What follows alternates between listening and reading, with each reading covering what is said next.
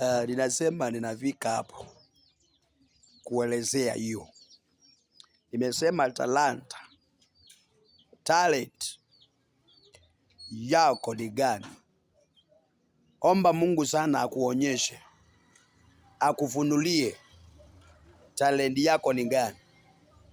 Talent yako hautang'ang'ana, hautaishi kulia, kwa sababu ndio talanta yako kutoka kwa Mungu. Utafanikiwa lolote ulifanyalo, maana ukifanyacho kimebarikiwa na Bwana na kimetoka kwa Bwana. Angalia, watu wengi siku hizi unapata wamesoma. Mtu anaenda mpaka university na baadaye anakuja kufunga ng'ombe. Mtu anasoma mpaka university, baadaye anakuja kuwa ndereva wa gari.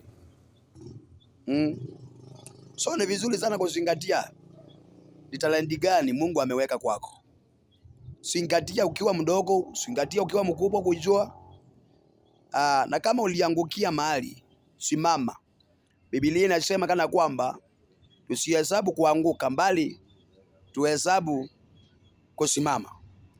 Tusimame walioanguka na tuendelee mbele na injili. Na Mungu atubariki. Angalia talenti Mungu aliyokupatia ili ukafikie na kuishika na kuitendea na kuifanyisha kazi. Maana baada ya Mungu kutupatia talanta ni kuifanyisha kazi, ili talanta nayo itusaidie kwa njia nyingine. Kwa hivyo ni vizuri sana ujue talanta yako.